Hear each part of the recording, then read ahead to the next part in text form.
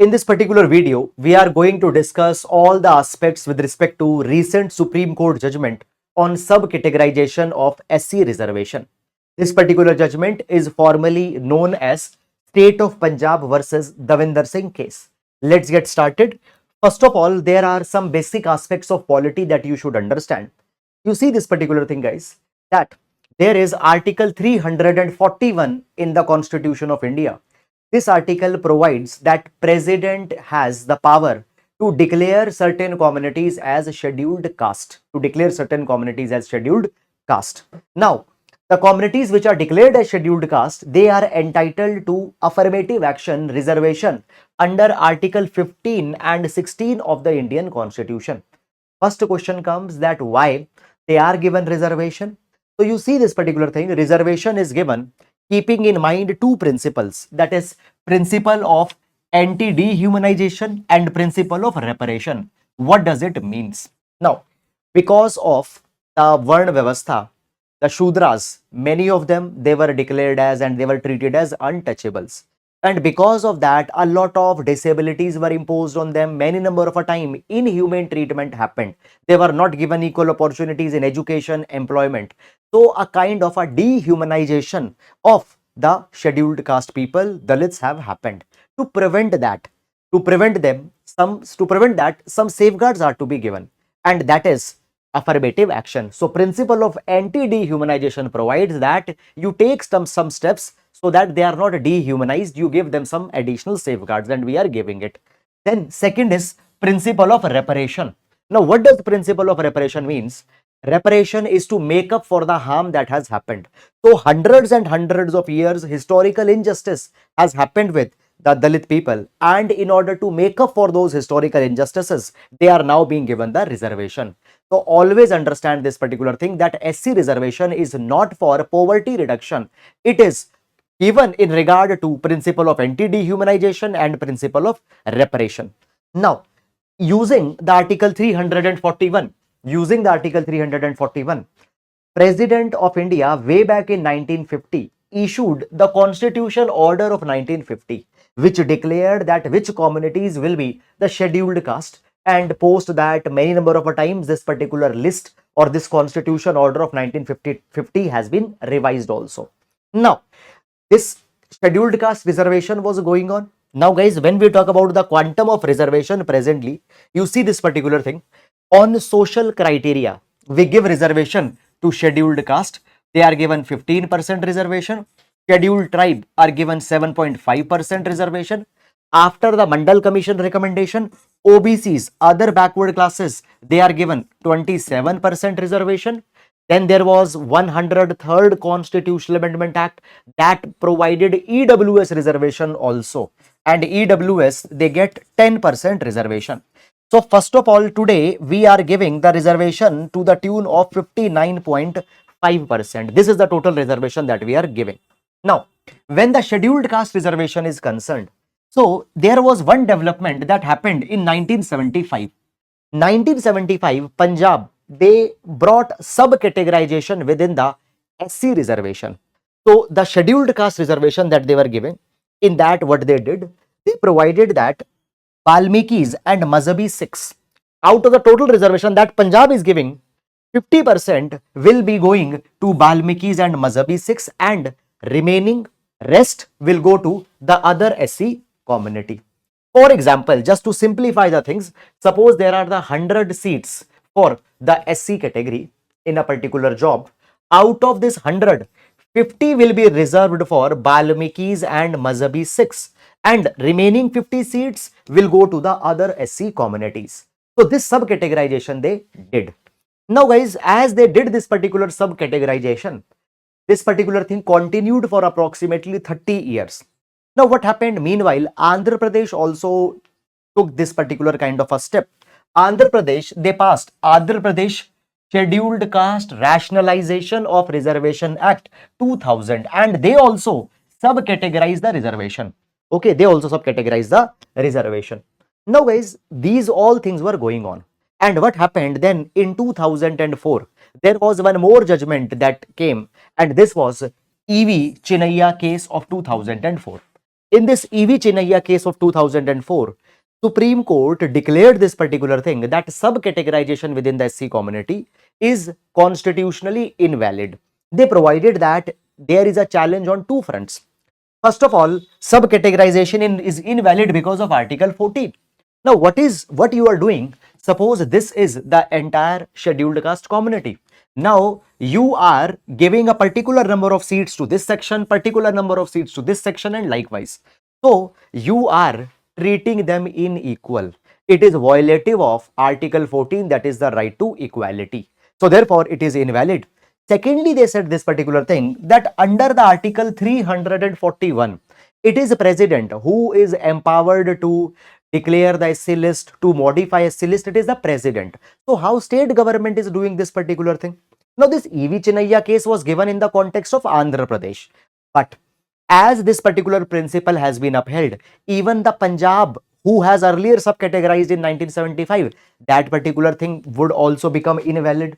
So what happened? Consequently, Punjab and Haryana High Court, in one of a judgment, that is the Kishan Pal case, they declared that even 1975 notification of Punjab government is also invalid, and therefore the subcategorization for Punjab was also removed. Now, the question that emerged here is that what is the status of subcategorization? Can the SC reservation be subcategorized? Within the SC community, can we subcategorize the reservation for different people or not? Now you see, Punjab, what they said? They said that actually E.V. Chinnaiya judgment is not correct. Why? Now, just we will be discussing here about one more case, that is the Indra Sahani case of 1992. Now, Indra Sahani judgment was actually given in the context of OBC. In this Indra Sahani judgment, the court recognized the possibility of subcategorization within the OBC. Now, you see, within the OBC, there is a creamy layer, non-creamy layer, and the principle of subcategorization was also accepted in Indra Sahani case. Now, Punjab government said that as it has been recognized for the OBC, subcategorization by legal logic will also should be applicable to the SC and ST community also. So it was provided that it should also be applicable to the SC and ST community. So therefore, subcategorization should be given. Moreover, then there are the other arguments that have also come, and these arguments were made in the present Supreme Court case also, that is the state of Punjab versus Davinder Singh. Now, what are the other arguments? So there is argument that comes from the Article 16 subclause 4. Now, what is this Article 16 subclause 4? So I'll show you this. Now, here we have the Article 16 subclause 4. Now, okay, I hope it is visible to you. It reads, nothing in this article shall prevent the state from making any provision for the reservation of appointment or post in favor of any backward class of citizen, which in the opinion of state is not adequately represented in service. Okay, so it says that there is not the word equality that is mentioned. Here the word that is mentioned is the caste which is not adequately represented. So they say that suppose this is the entire SC community, and within SC community, let's say there are 20 communities that are there. There are the 20 caste within the SC community that are there. Maybe two or three are the one who are getting the maximum benefit, or maybe two or three could be the one which have not got any benefit. So they are not adequately represented. So therefore, for them, we can come out with the special provision. Special provision is something like that, that out of total SC reservation, 10%, 5% has to go specifically for these particular communities. So state says that Article 16 subclause 4 gives us the power.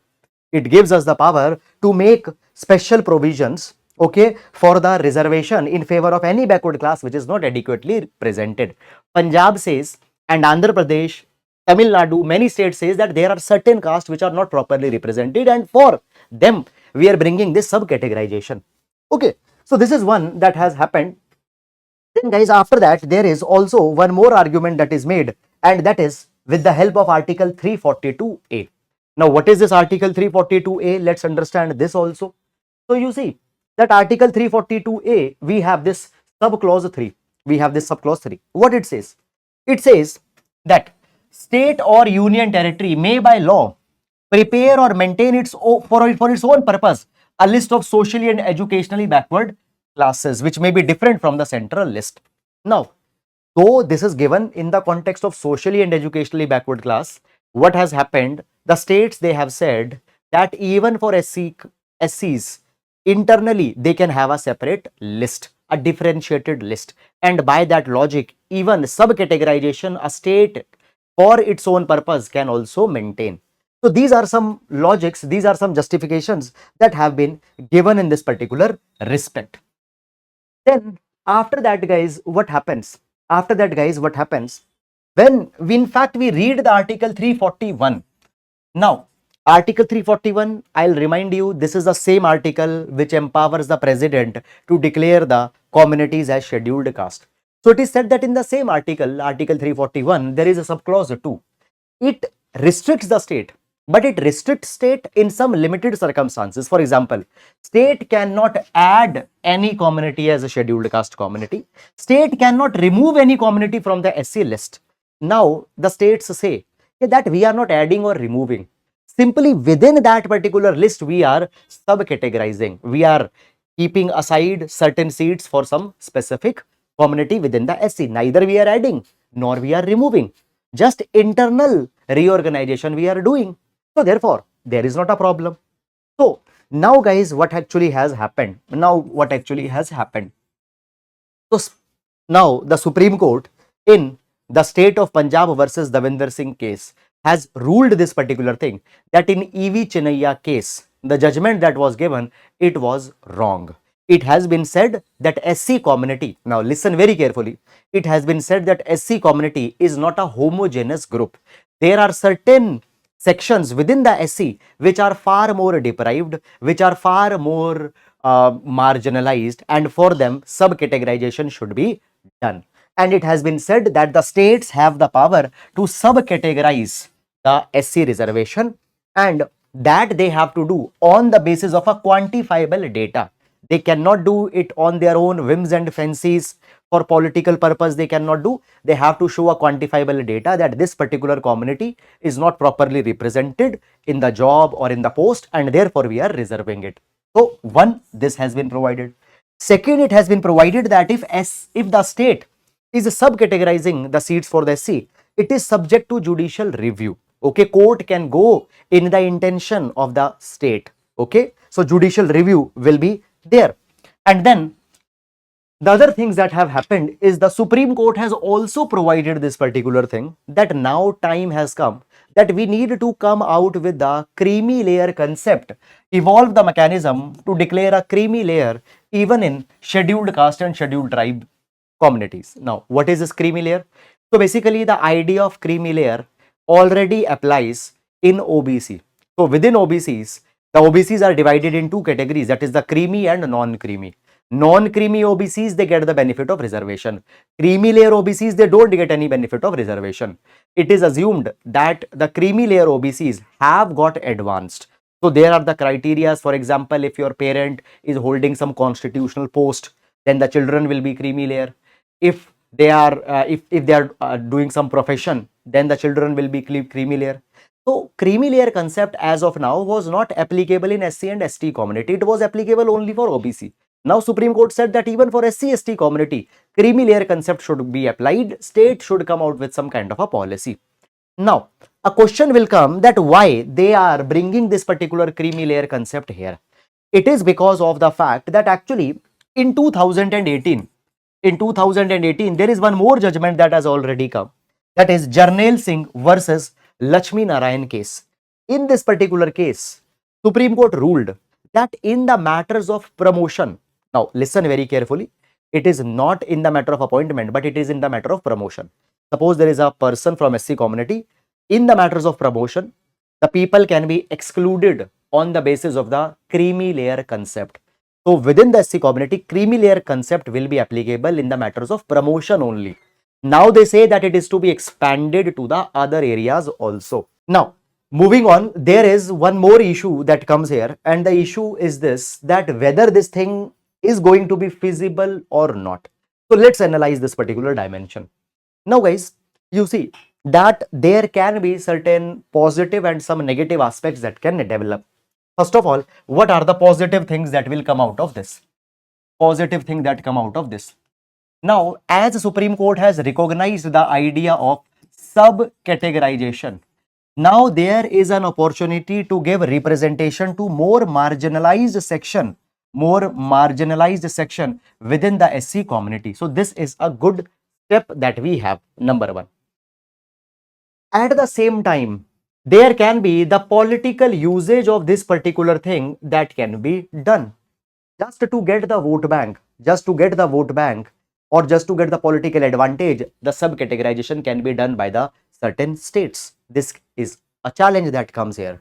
Then one more challenge that comes here is that there is a condition that a quantifiable data is to be maintained, but this is not clear that how or what exact parameters state are going to use in this particular capacity. One good thing that has come here is that now Supreme Court is slowly recognizing the idea of inclusion of creamy layer concept within the SC community. Now these demands have been for a very long period of time, that there are certain communities which for multiple generations had got the benefit of reservation. Now it is the point to exclude them, and here the creamy layer concept is going to be helpful. Okay, but at the same time guys, is creamy layer concept going to be a very good one? Now, if we just go back, you remember that we discussed that reservation is given